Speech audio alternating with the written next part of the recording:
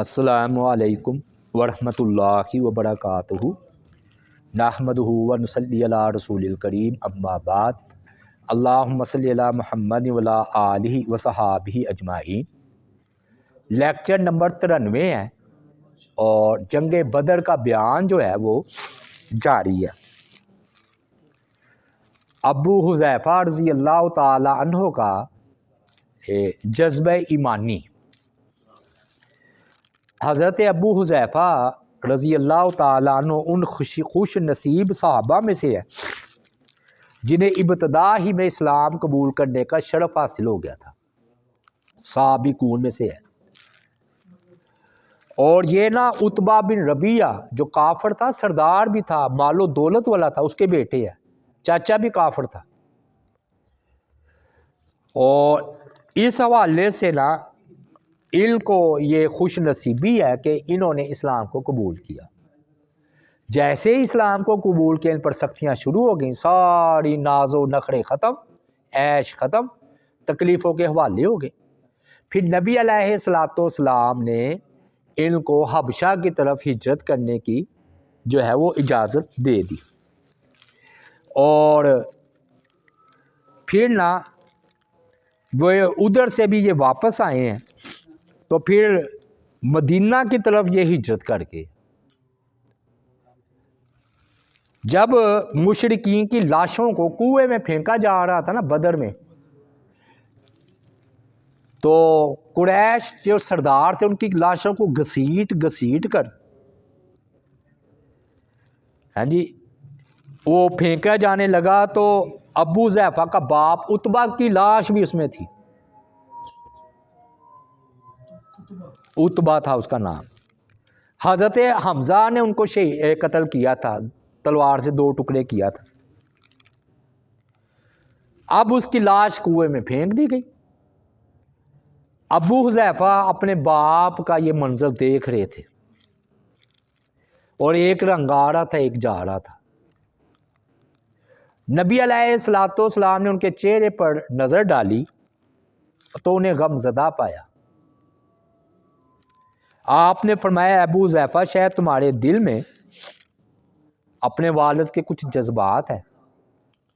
دیکھیے اب جذبہ ایمانی، کہنے لگے نہیں اللہ کے رسول، میرے دل میں اپنے ماں باپ یا ان کے قتل کے بارے میں ذرا بھی خلش نہیں ہے۔ البتہ میں یہ امید رکھتا تھا کہ میرا باپ بڑا عقل مند ہے، تو عقل مندی کا تقاضا یہ تھا کہ آپ کو اللہ کا رسول مان لے، تو مجھے یہ دکھ پہنچا ہے کہ میری توقع کے خلاف اس کا خاتمہ کفر پر ہوا ہے۔ آپ نے نا حضرت حذیفہ کے لیے دعا فرمائی، اور ان سے بھلی بات کہی۔ کیسا ایمان، باپ کو گھسیٹ کر پھینکا جا رہا ہے، اور رسول اللہ صلی اللہ علیہ وآلہ وسلم، اب یہ تھا ان کا جذبہ میں، لیکن ان سے ایک کوتاہی ہو گئی، اس کا ہم ذکر کریں گے کہ آپ صلی اللہ علیہ وآلہ وسلم نے جنگ بدر کے درمیان فرمایا کہ مجھے معلوم ہوا ہے کہ بنو ہاشم، یعنی کہ جو میرا خاندان ہے بنو ہاشم، کہ کچھ لوگوں کو زبردستی ادھر جنگ بدر میں میدان جنگ میں ہانک کر لائے گئے ہیں، انہیں ہماری جنگ سے کوئی سروکار دلچسپی نہیں، لہٰذا بنو ہاشم کا کوئی آدمی کسی مسلمان کی تلوار کے نیچے آئے تو اسے قتل نہ کرے۔ اور ابو البختری بھی، وہ پیچھے بات تھی جس نے اپنے دوست کے پیچھے جان دے دی، اس کو بھی کوئی قتل نہ کرے۔ اور عباس جو میرے چاچا ہیں بن عبد المطلب، وہ بھی انہیں بھی قتل نہ کیا جائے کیونکہ وہ جبرن لائے گئے ہیں۔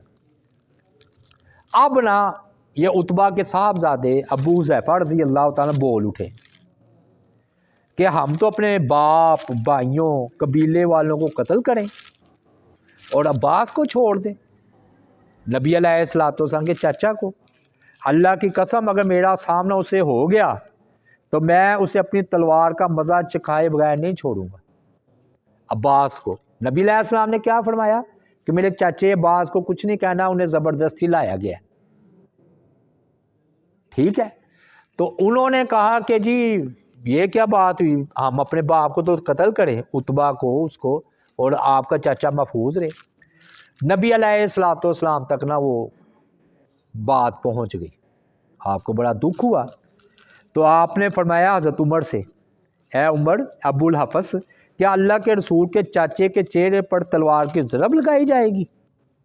آپ نے سوالیہ انداز کا، حضرت عمر سمجھ گئے کہ نبی علیہ الصلوۃ والسلام کو بڑا غم ہوا ہے۔ تو فرمایا اللہ کے رسول مجھے اجازت دیجیے، میں ابو حذیفہ کی گردن ہی اتار دیتا ہوں، یہ تو مجھے منافق آدمی معلوم ہوتا ہے۔ تو لیکن ابو حذیفہ کہنے لگے،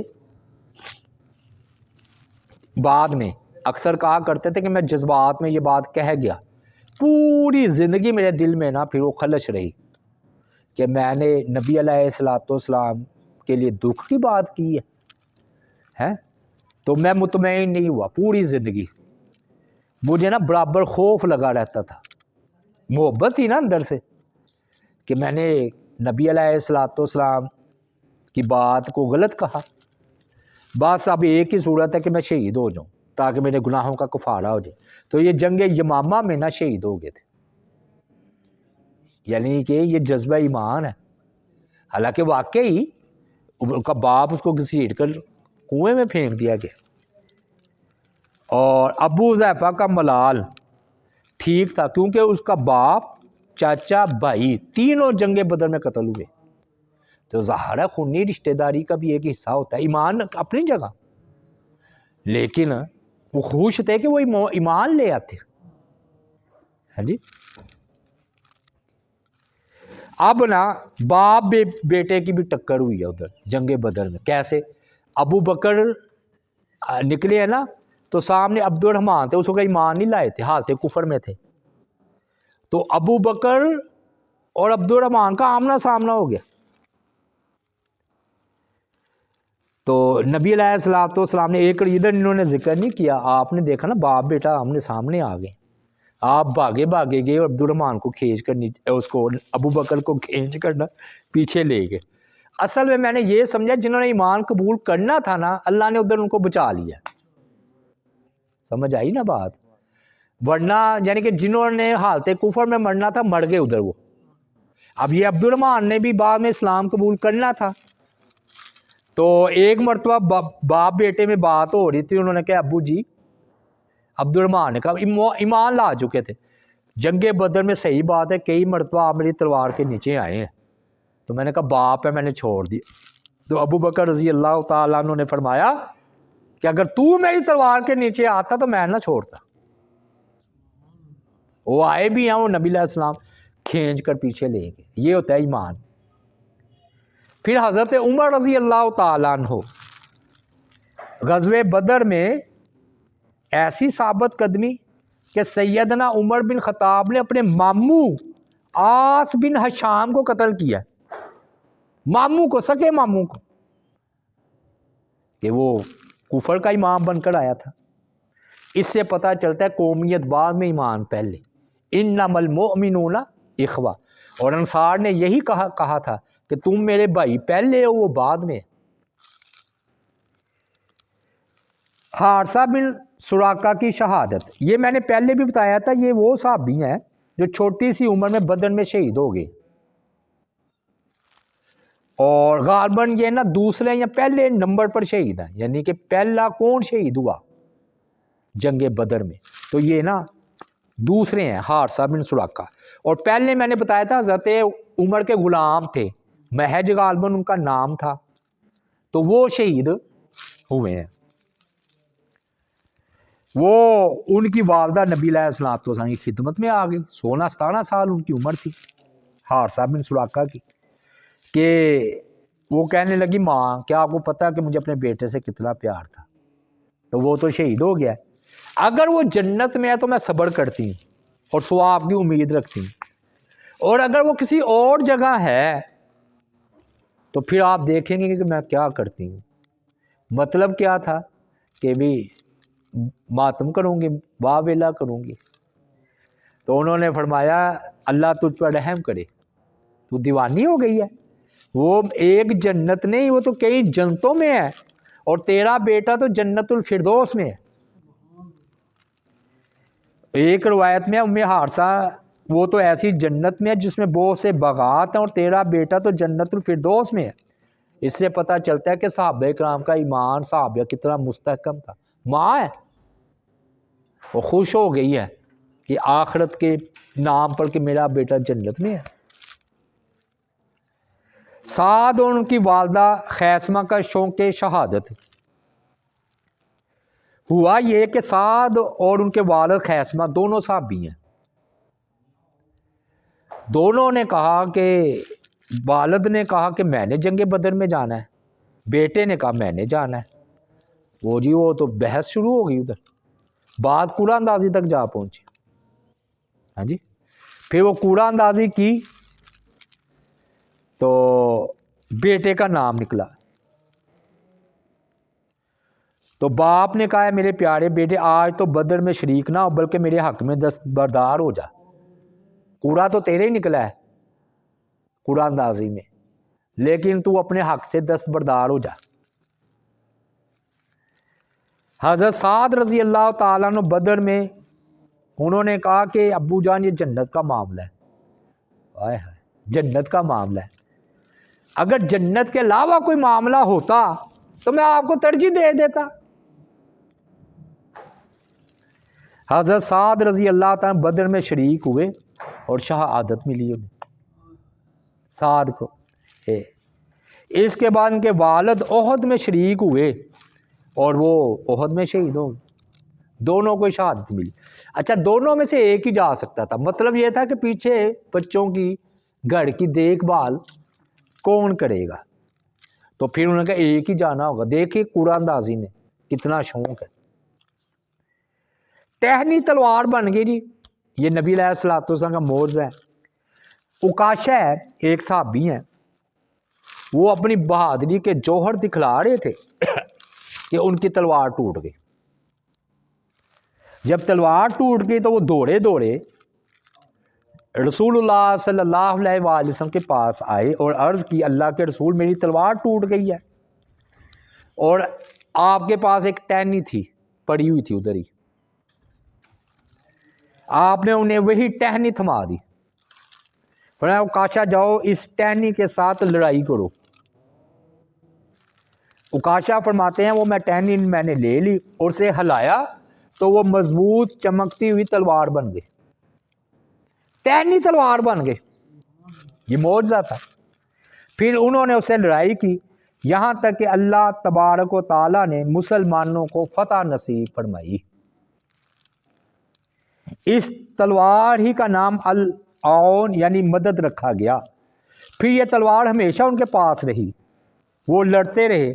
ہاں جب وہ مرتدین کا فتنہ پھیلا تو ایک مرتد کذاب طلحہ ازدی غالباً اس نے نبوت کا دعویٰ بھی کیا تھا، انہوں نے ان کو شہید کیا۔ تو اکاشا پتہ ہے یہ کون صحابی ہیں جن کو آپ نے خوشخبری دی تھی کہ آپ نے جب فرمایا تھا نا کہ میری امت میں سے 70,000 افراد بغیر حساب کے جنت میں داخل ہوں گے، اللہ ہمیں بھی انہیں میں سے کرے آمین۔ اور ان کے چہرے جو ہے نا 14ویں کے چاند کی طرح ہوں گے، یعنی کہ میری امت میں سے 70,000 افراد ایسے ہوں گے ان کا کوئی حساب کتاب نہیں ہوگا، اور چاند جیسے ان کے چہرے ہوں گے۔ تو اکاشا اس محفل میں موجود ہے، وہ اٹھے، انہوں نے کہا اللہ کے رسول صلی اللہ علیہ وسلم دعا کیجیے اللہ مجھے انہی میں سے کرے۔ تو آپ صلی اللہ علیہ وآلہ وسلم نے فرمایا تم انہی میں سے ہو، ہے جی اللہ اکبر۔ ایک اور بند کھڑا ہوا، اس نے کی اللہ کے رسول دعا کیجیے اللہ تعالیٰ مجھے بھی بے صحابی جنت میں داخل کر دے۔ آپ نے فرمایا صحابہ کاکا بیہا اکاشا تم سے سبقت لے گیا۔ اصل میں نا آپ نے پھر وہ روک دیا نا سلسلہ، پھر تیسرے نے کھڑا ہو جانا تھا، پھر چوتھے نے، ہر کوئی یہ کہتا تھا، تو آپ نے مجمل رکھا کہ بے حساب 70,000 جائیں گے جنت میں۔ تو اکاشا فرمایا سبقت لے گئے اور وہ شہید بھی ہوئے۔ پھر دوسرا نا جنگ بدر کا ایک اور مجاہد، ان کا نام سلمہ تھا، سلمہ بن اسلم، ان کی تلوار بھی نا جنگ کرتے ہوئے ٹوٹ گئی، انہوں نے بھی نبی علیہ السلام نے انہیں بھی کھجور کی ایک خشک ٹہنی دے دی اور فرمایا اس سے دشمن پر وار کرو۔ انہوں نے وہ ٹہنی لی تو وہ بھی تلوار بن گئی۔ یہ دوسرے صحابی ہیں سلمہ۔ اور جنگ کے اختتام تک وہ دشمن پر تابڑ توڑ حملے کرتے رہے۔ یہ تلوار ان کے پاس ہمیشہ رہی، حتیٰ کہ انہوں نے حضرت ابو عبید ثقفی رضی اللہ تعالیٰ عنہ کی زیر قیادت لڑی جانے والی جنگ جسر عراق میں شہادت پائی۔ یہ شہید ہو گئے تھے۔ ان کی بھی تلوار ٹہنی آپ نے دی، وہ تلوار بن گئی۔ اسلم ان کا سلمہ نام ہے۔ ایک صحابی ہیں خبیب بن عبد الرحمن، وہ نہ کسی کافر نے ان پر وار کیا تو ان کا ایک پہلو ہی لٹک گیا۔ ظاہر ہے جنگ ہوتی تھی بڑی بڑی۔ نبی علیہ السلام نے اپنا لاب مبارک تھوک مبارک اس کا لگا کر ٹھیک کر کے اس کی جگہ پر رکھا تو وہ ہڈی پوری اسی طرح اس طرح جڑ گئی جیسے کبھی تکلیف ہوئی نہیں تھی۔ یعنی کہ جیسے جوڑ نہیں لگاتا جڑا، ایسے آپ نے ایسے کر کے ایسے کیا، وہ ہڈی ساری کی ساری وہ ایسے ایسے کرے، کوئی تکلیف ہی ختم۔ معجزات کا اظہار ہو رہا ہے۔ اور قتادہ بن نعمان بیان کرتے ہیں کہ غزوہ بدر میں کسی نے تیر مارو، میری آنکھ پر لگا، میری آنکھ کا ڈیلا میری رخسار پر بہنے لگا، ادھر لٹک گیا۔ لوگوں نے چاہا کہ اسے کاٹ کر الگ کر دیا جائے۔ انہوں نے اس کے بارے میں نبی صلی اللہ علیہ وآلہ وسلم سے پوچھا تو آپ صلی اللہ علیہ وآلہ وسلم نے مجھے اپنے پاس بلایا اور اپنے ہاتھ مبارک سے اس بہتے ہوئے ڈیلے کو دوبارہ میری آنکھ میں ڈال دیا، پھر اپنا برکت ہاتھ پھیر دیا۔ جیسے ہی آپ نے ہاتھ پھیرا ساری تکلیف ہی دور ہوگی۔ مجھے نہیں پتا کہ مجھے یاد ہی نہیں کہ میری آنکھ کون سی پھوٹی تھی، دائیں یا بائیں، یعنی ایسا کامل آرام ملا۔ پھر رافع ہیں جی، وہ بیان کرتے ہیں کہ بدر کے دن مجھے تیر لگا جس سے میری آنکھ بھی پھوٹ گئی۔ نبی علیہ السلام نے اپنا لاب مبارک لگایا اور میرے لیے دعا کی، اس کے بعد مجھے آنکھوں کی کبھی تکلیف ہوئی نہیں۔ اب جنگ بدر کا انجام کیا ہوا ہے جی؟ یہ نا 2 ہجری میں برپا ہونے والا یہ مارکا تھا۔ 17 رمضان سے لے کر 20 رمضان تک آپ ادھر رہے ہیں۔ مسلمانوں کو فتح مبین حاصل ہوئی، 14 مجاہدین شہید ہوئے ہیں۔ ان میں سے 6 مہاجرین ہیں اور 8 انصار ہیں، اور کافر 70 کافر قتل ہوئے ہیں اور 70 مارے گئے ہیں، یعنی کہ 70 قیدی ہوئے ہیں، باقی تتر بتر ہو کر بھاگ گئے، 1000 تھے نا، 70 مارے گئے ہیں اور 70 قیدی ہوئے ہیں، باقی بھاگ گئے ہیں۔ اب اہل مکہ ادھر انتظار کر رہے تھے بڑی بے چینی کے ساتھ کہ جنگ کا رزلٹ کیا نکلتا ہے۔ اب ہم چلتے ہیں مکہ کی طرف، وہ روز ادھر دیکھ رہے ہیں کہ کوئی خبر لانے والا کوئی خبر لائے کہ جنگ کا کیا بنا ہے جی۔ اور ایک دن نا ایک غیبی آواز انہوں نے سنی، کوئی کہہ رہا ہے، جن ہوگا کوئی بھی، کہ یہ ایسا سانیہ جس نے کسرا اور کیسر کے محلات کی دیواریں گرا دی ہیں، اور اس واقعے بدر نے بہت سے مردوں کو ہلاک کر دیا ہے اور بہت سی پردہ دار خواتین تھی اس کی چھاتیوں کو ظاہر کر دیا، مطلب پیٹ رہی تھی نا، نوحہ کر رہی تھی تو چھاتیاں ان کی ظاہر ہو چکی ہیں۔ وہ کہتے ہیں یہ سنتے ہی نا ان پر خوف طاری ہو گیا مکہ والوں پر، پھر وہ اور انتظار کرنے لگے کہ اب میرے کوئی خبر آئے، ہاں جی۔ تو اب نا وہ جو باقی بچے ہیں نا تو وہ گھبراہٹ میں جب پہنچے نا مکہ تو انہیں راہ نہیں معلوم ہو رہا تھا، اور جیسا ہماری کرکٹ کی ٹیم ہار کر آتی ہے تو کیا حال ہوتا ہے اس کا، وہ چھپ چھپا کر ہی آتی ہے، تو اس سے بھی بدتر حال جو ہے نا یہ جنگ بدر میں جو بھاگے تھے نا ان کا حال تھا۔ کوئی وہ کسی راستے سے مکہ میں داخل ہو رہا ہے، کوئی کسی راستے سے مکہ میں داخل ہو رہا ہے تاکہ کوئی خواتین کی بے عزتی نہ کرے، ہے جی۔ شرم و ندامت کی وجہ سے وہ زمین میں گرے جا رہے تھے. پہلا شخص جو کون داخل ہوا ہے جی مکہ میں خبر لے کر کا، اس کا نام تھا ہیسمان تھا. لوگوں نے پوچھا پیچھے کی کیا خبر ہے؟ اس نے کہا عتبہ، شیبہ، ابو جہل، امیہ بن خلف، 24 سردار مارے گئے تھے، 24. اس نے ساروں کے نام گنوائے، سارے قتل ہو گئے، انہوں نے کنویں میں پھینک دیا مسلمانوں نے اس کو. ہاں جی. تو صفوان بن امیہ تھا نا ایک سردار، مکہ میں اس وقت بیٹھا ہوا تھا حتیم کے پاس. اس نے کہا یہ مجھے پاگل لگتا ہے، تم مجھ سے پوچھو کہ صفوان بن امیہ کدھر ہے، یعنی کہ اپنے بارے میں، کہ اس کے ہوش ٹکانے ہیں، اتنے اتنے سرداروں کے نام لے رہا ہے، اس کے ہوش ٹکانے ہیں، 24 سرداروں کے نام لے رہا ہے. ابو جاہل بھی مارا گیا، امیہ بن خلف بھی مارا گیا. اس نے کہا میرے متعلق پوچھو، پتہ چل جائے گا پاگل ہے کہ صحیح ہے. ہوش و واس ٹکانے پر سمجھائی، ہوش و واس ٹھیک ہے یا ویسے ہی بات کر رہا ہے. لوگوں نے پوچھا صفوان بن امیہ کا کیا بنا؟ اس نے بتایا ادھر دیکھو وہ حتیم کے پاس نہیں بیٹھا ہوا،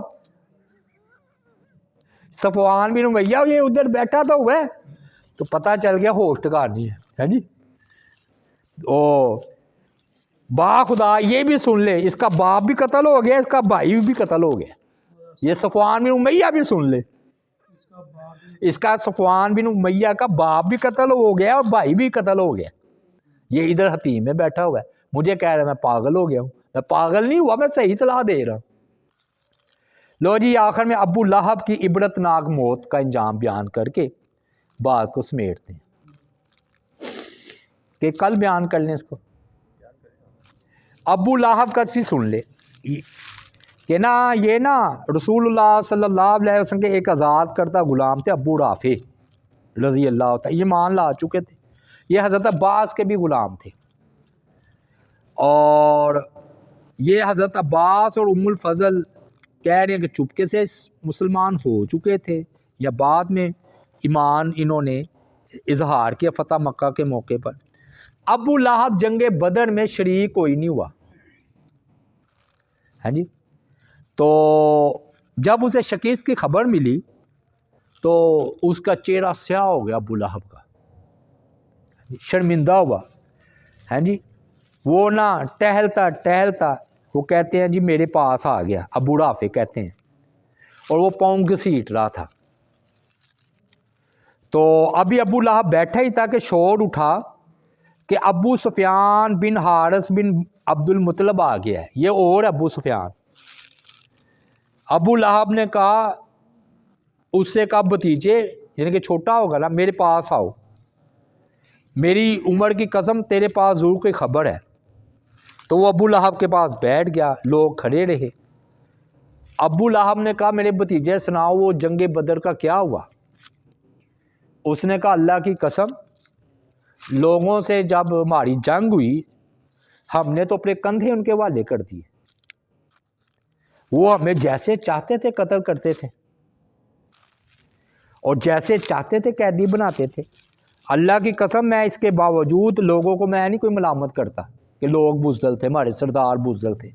دراصل ہماری جنگ ایسے گورے چٹے لوگوں سے ہوئی تھی جو آسمان اور زمین کے درمیان چت کبرے گھوڑوں پر سوار تھے، میں فرشتے. اور اللہ کی قسم نہ وہ کسی چیز کو چھوڑتے تھے، نہ کوئی چیز ان کے مقابل ٹھہرتی تھی. یعنی کہ انہوں نے فرشتوں کو دیکھا تھا نا، تو انہوں نے کہا ہمارا مقابلہ تو ایسی مخلوق سے ہو گیا تھا تو ہم کیسے لڑتے.